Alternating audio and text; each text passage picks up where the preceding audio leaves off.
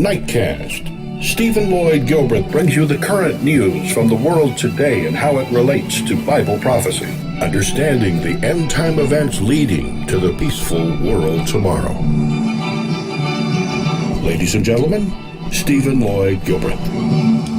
Greetings, friends, and welcome to this February 2nd, 2014 edition of Nightcast. Tonight in the news, the first story relates to the fourth seal. There are flood warnings as surge follows Severn Bore. Without power or steering, at the mercy of 60-mile-an-hour winds. This is the light the 6 men on board this French fishing boat must have been desperate to see. It's a Navy search and rescue helicopter from RNAS Culdrose. The crew of this boat had sent out a mayday after being hit by huge waves just off Trevose Head. But they were all saved. Also engulfed by the storm, this bus in Newgale, Milford Haven. 10 people were on board when it was hit by an enormous wave. The floodwaters then rose up around it. The emergency services were called and the passengers helped to safety. We saw it last night. We saw the waves coming over, and it looked frightening from up there. So I can imagine it must have been pretty horrific for the people in the coach. The ambulances were here, the fire engines were here, the coast guards were here, and as they managed to evacuate the people off the bus, they were taking them up the hill in police cars and then putting them onto another bus up there. In Gloucestershire today, very different scenes. A spring tide and floodwater is good news for some. Shortly afterwards, those on land started to feel the strength of the tide. These sandbags were overwhelmed yet again. In January 99, Christmas Eve, that was the first time for over 100 years. And now it's 4 times in the last 2 months. But we're expecting it again. So when will it end? No time soon. More extreme weather is heading our way. The main concern is making sure that people are safe and they remain safe, and giving them those warnings and giving them time. We're going to have further flooding. We've got further bad weather coming in the week, so we're going to see what we call fluvial flooding coming down that river, and that's one of the problems that we have just now. That flow from last Monday up in the Welsh Mountains is starting to hit here now, and it's causing these tidal levels to rise. Today's tidal surge also pushed more water onto the saturated Somerset levels. Some rivers burst their banks once again. When the tide came in earlier today, it was right up here. It would have been well over my head. More tides like this are forecast for later this week. So when will it end? No time soon. More severe weather is on its way. Claire Marshall, BBC News in Gloucestershire.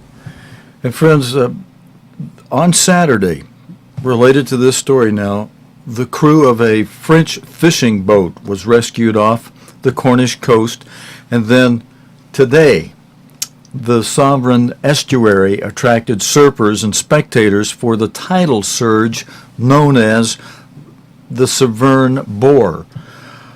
The bus you saw in the video was hit by a huge wave in Newgale, Milford Haven. And that was Claire Marshall that you heard giving this report. Now, friends, this relates to the fourth seal. On the chart we have from the book of Revelation, from Revelation 6, this chart shows you the first 6 of 7 seals. The fourth seal being depicted in Revelation by a pale horse with a rider whose name is Death, alongside whom Hades, Hell, the grave, rides. And there's more in the way of news of this nature in tonight's news. And the rider of that horse, named Death, had a very active part in this next story about a volcano that erupted in Indonesia, leaving at least 16 people to have been killed after the volcano erupted on the Indonesian island of Sumatra. Mount Sinabung spewed hot gas and ash and rocks 2 kilometers, a mile and a half, into the air after 4 years of dormancy. Emily Buchanan has this report. Villages eerily quiet, cloaked in dust. The land a surreal moonscape. People here were told it was safe, and thousands returned to inspect their homes, only to be caught out by another terrifying volcanic cloud. Mount Sinabung's eruptions are fatally hard to predict. Rescuers had to wade through deep ash, searching for signs of life. They were pessimistic anyone could have survived the heat. They found a bag belonging to one victim, its mobile phone ringing in vain.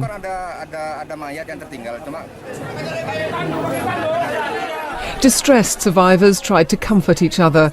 The pictures of the dead burnt by the cloud are too distressing to show. Among the victims were 4 high school students on a sightseeing trip. This volcano was dormant for 400 years. It started erupting in September, and it may not have finished yet. It looks as if the authorities will have to consider permanently resettling thousands of local people. The smog is now so thick the rescue operations had to be postponed. Officials are taking no more chances, warning people to keep away. There have been more tremors, and everyone here is anxiously watching and waiting. Emily Buchanan, BBC News.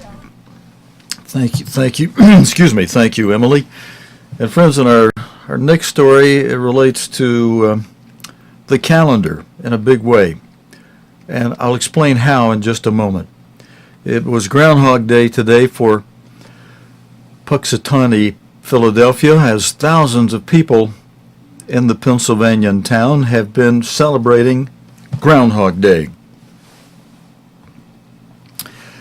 The rodent, the little groundhog rodent, is famous for predicting whether or not winter is due to end.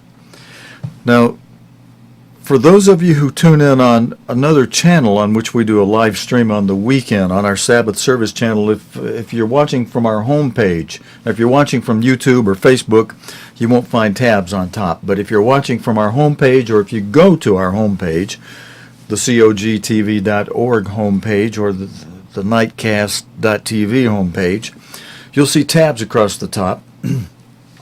And from the homepage, well, from both pages, I think both pages have a calendar tab on it up above my head here. You'll see one called Calendar. And on that page, we have both the Hebrew calendar and the Gregorian calendar side by side through the current months.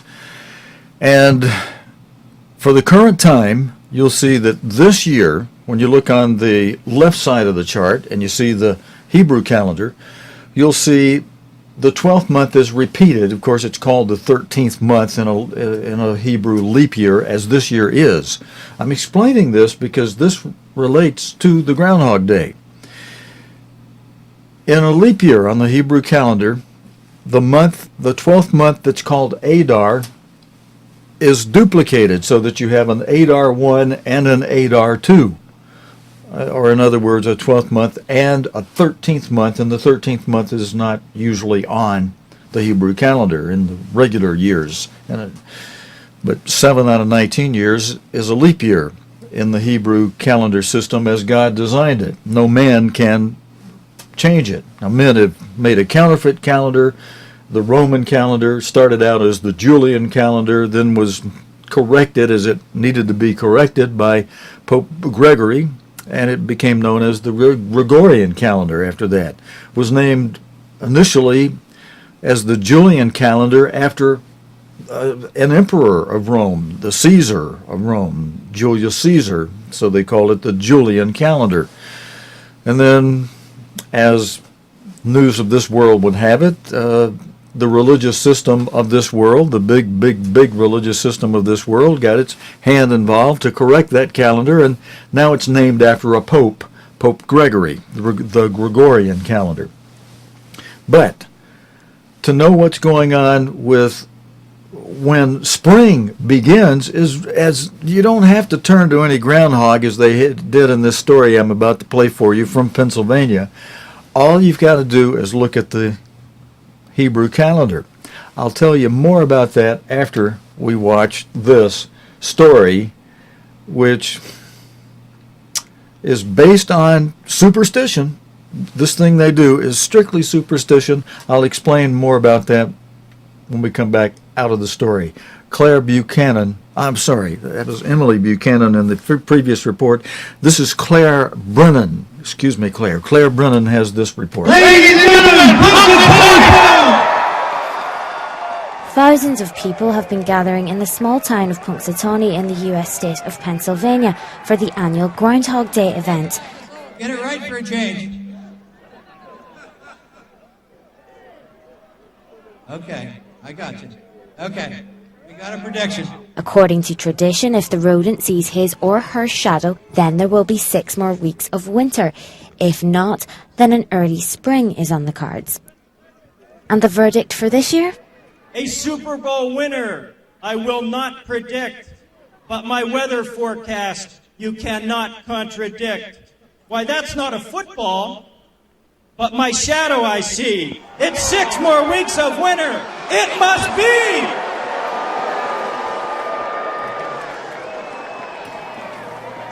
Okay, friends, people in Pennsylvania were a little not happy about 6 more weeks of winter, but you know, all these thousands of people that you see here in the closing frame of this video, they didn't need to come out to hear somebody prognosticate this by whether that groundhog could see its shadow or not.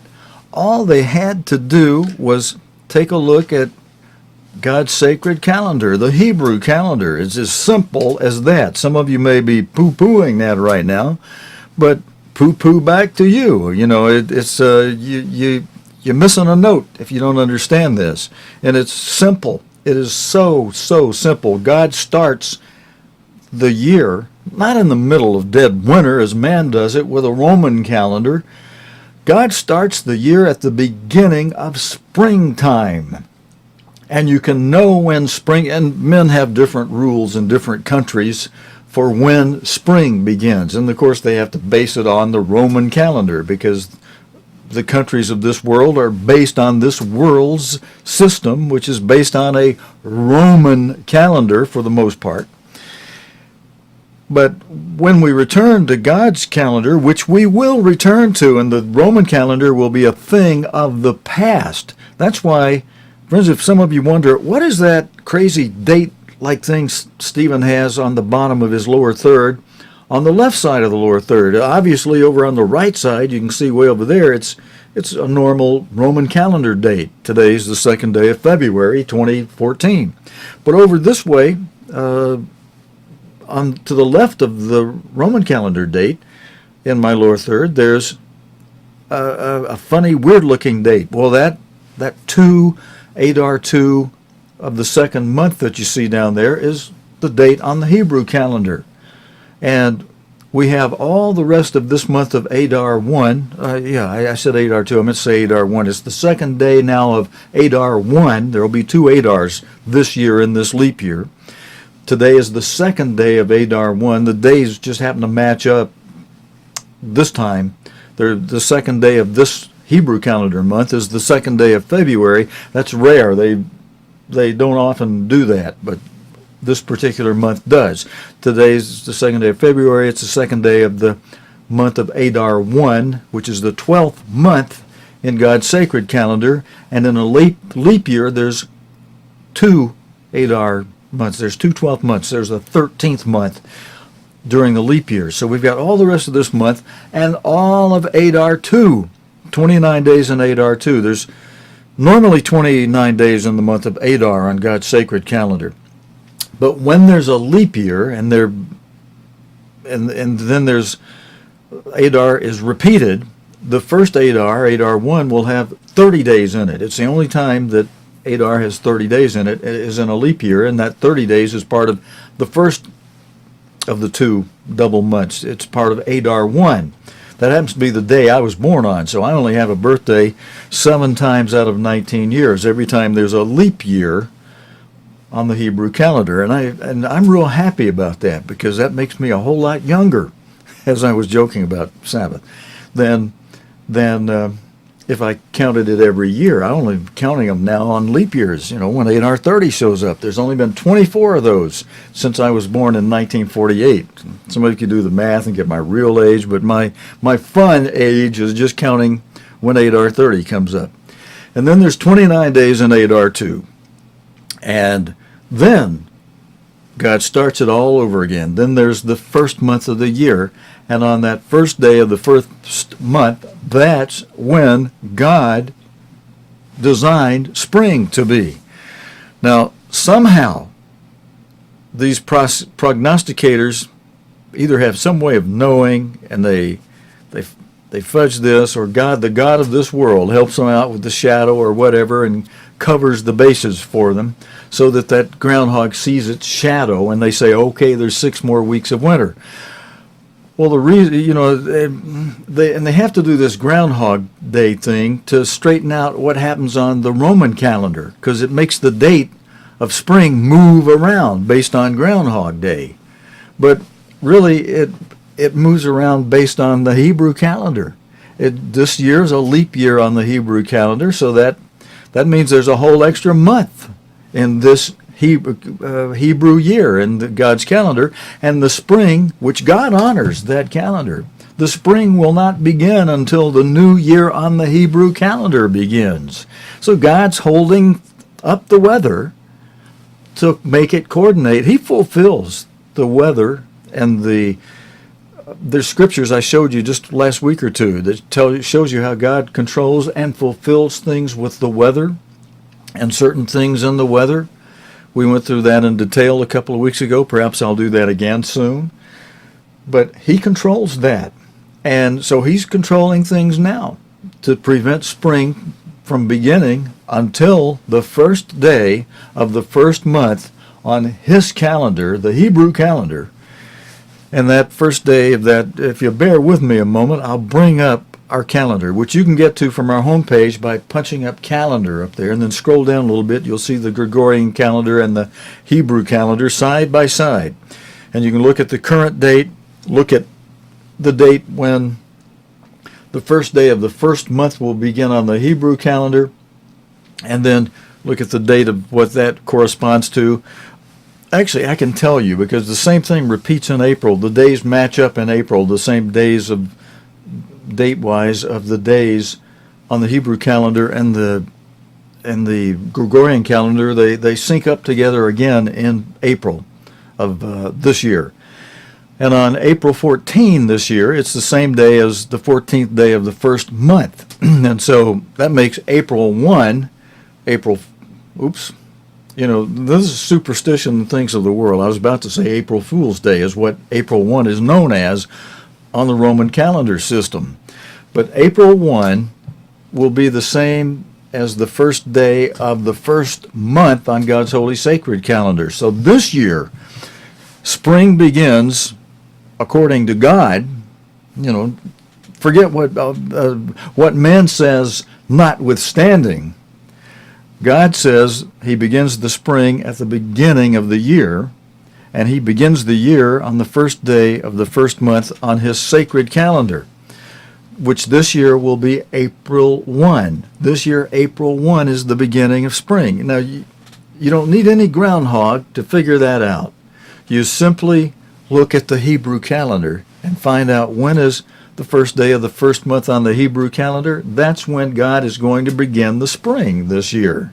And just cross-relate that first day of the first month on God's holy day, God's holy sacred calendar, the Hebrew calendar, correspond that with the Gregorian date, and you got the date of spring each year. That's how to figure it out, friends. You don't need a groundhog. As the reporter said, and thank you very much, Claire Brennan, for the report. As she well stated it, the people in Philadelphia were performing a tradition of man doing things according to tradition. And you won't find that in the Bible, I guarantee you. Try to look up Groundhog Day in the Bible. Get out your concordance, look up Groundhog Day. Friends, you are not going to find it. But you will find that God describes that the beginning of spring is at the beginning of the year, and he tells you the beginning of the year on his calendar is the first day of the first month of God's sacred calendar, which today is known as the Hebrew calendar. Okay, I think I probably bored you real good with that, and I have given the details before. You can find it in our archive if you go to the Sabbath service channel side of our archive. You can find our past reports where I detail how Groundhog Day originated and all of its little ramifications and what have you. And we may do that again sometime on the Sabbath service channel on the weekends. But friends, that's all we have for you for tonight. I think what we gave you, the little bit we gave you tonight, is rather significant, especially the story in the middle, the first couple of stories related to weather, and that one in the middle related to the 16 people that died and were killed by the volcanic eruption. That's part of the fourth seal. Let me just, before we go, explain how that works. The fourth seal, which I mentioned to you, is depicted by a pale horse, a pale green-colored horse, whose rider is named Death, alongside whom Hades, Hell, the grave rides, was described in plain language by Jesus Christ. And the gospel writers Matthew, Mark, and Luke wrote up Christ's description of this pale horse in 3 words: loimus, seismus, and tarake. Now the loimus means disease epidemics, pestilence, the plagues of Egypt. Seismus means seismic activity or seismic conditions, and a good English-Greek lexicon will define the word seismus as commotions in the air, such as gale-force winds of all kinds, such as hurricanes, tornadoes, typhoons. There are other names for gale-force winds, and that includes all kind of things, commotions in the air. You know, that can even be tidal waves up in the air, wildfires up in the air, volcanic ash up in the air, and it's also commotions on the ground, and it gives the example of earthquakes, and of course tsunamis roll across the oceans, across the ground, and volcanic eruptions begin from the ground, even though they spew up into the air. Wildfires begin on the ground and burn up ground, and of course their smoke and ashes go up into the air as well. But then there's flooding on the grounds, and all kind of activities that cause commotions in the air or commotions on the ground are your seismus. And then the third term that Jesus Christ used to describe the activities of this pale horse and its rider named Death was tarake in the Greek, which means trouble or troubled waters, both literally and figuratively. And it means figuratively mobs and seditions. Now, it's not the trouble, it's not the great trouble or the mega trouble of the fifth seal, which is great tribulation. It's mega trouble. But this trouble of the fourth seal is just trouble, and it can be pretty serious trouble, but the mega trouble of the fifth seal has been described as trouble that's so great no trouble before it has ever been as bad as what the Great Tribulation, the trouble of the Great Tribulation will be. I'm kind of using double words there because trouble and tribulation mean the same thing. And the great trouble, the great tribulation, there's nothing before ever been so bad, nothing ever after it will ever again be as bad. And so we haven't got there yet, but we have had trouble, and we will have trouble as part of the fourth seal until the great tribulation breaks out, until it's time for that to occur. And that term tarake was recorded by Mark in Mark 13 and verse 8, if any of you want to look up that and check out what I'm telling you here. Now, I'm not telling you anything that's not part of the Bible or true, but like the man that taught me, and I don't pretend to be in his shoes. I'm just doing a job that I was asked to continue, and that all of us together, friends, that have been called by God for the spring harvest will be doing as God gives opportunity to each of us, and we need to study and learn as much as we can. Mr. Armstrong did tell us and advise us that he gives us the trunk of the tree, the root of the tree being Jesus Christ. Mr. Armstrong gives us the trunk off of that root and the major branches.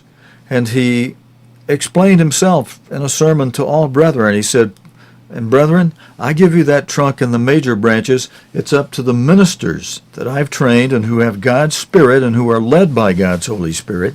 It's up to them to give you the smaller branches and the twigs." And so some of what I filled in tonight are some of those smaller branches and twigs that Mr. Armstrong said his ministers trained under him would be giving you. And so I'm following and the instruction that we've been given, and I'm teaching as we were taught. None of the small branches or twigs I've given you off of that fourth seal contradict anything that Mr. Armstrong gave us off the major branches or the trunk of the tree. And if any of you have a problem now with anything I've said, what I ask you to do is contact me personally, and I'll congenially, amicably be happy to discuss it with you. Fair enough?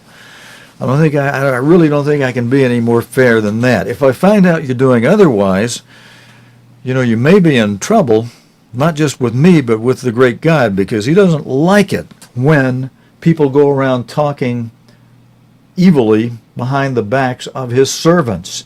A good example of that is with Moses, when his own brother and sister, Miriam and Aaron, were discussing Moses in a not-so-hot way. God heard it from his heaven above, and he came and called Moses and Miriam and Aaron together. And Miriam's attitude, Aaron's attitude was rather good, and Aaron's leprosy was cleared up right away. But Miriam obviously had not so good or repentant attitude. God left her in leprosy, and she had to be placed outside the camp and left out of the camp for a whole week, which seems to have been enough time for her to change her mind and have, like that current song goes, a good attitude adjustment. And brethren, there have been some who've been seen out there who are in great need of an attitude adjustment. And if you don't do it yourself, the great God may jump in there and do it for you. Just a word to the wise, that I hope those of you who have been doing that against God's servants, even the smallest of his servants, which I happen to consider myself to be. I did things that to run away from opportunities to serve in the way I'm serving now in the past. And just like with Jonah, God will catch up with you if your attitude is repentant and you're willing to be used to clean you up. That doesn't mean anything beyond what I'm saying right here. Don't anybody run wild with that statement. But God will clean you up and set you on course and expect more out of you than he expected otherwise because of his loving chastisement of you if you respond well to it. And so, friends, we're not called to a sweet and easy, sugar-coated, easy street life. We're called to be overcomers and to repent of sin and put it out of our lives, get leaven out of our lives, leaven away from us. And if you find brethren that are acting with great leaven and causing you and others a problem, just you yourself, disfellowship them. Keep them out of your fellowship. Unfriend them if they're on Facebook with you. That's the wisest advice I could probably give you. Friends, we're out of time. God willing, and the creek don't rise. We'll be back again tomorrow evening, Monday night, with another edition of the day's news related to the Bible and prophecy. Until next time, your host, Stephen Lloyd, saying, have a wonderful evening, and so long, friends. You have been watching Nightcast with Stephen Lloyd Gilbreth. Nightcast can be seen Sunday through Thursday nights here on cogtv.org. Tonight's program is also available anytime on demand in the cogtv.org video archive.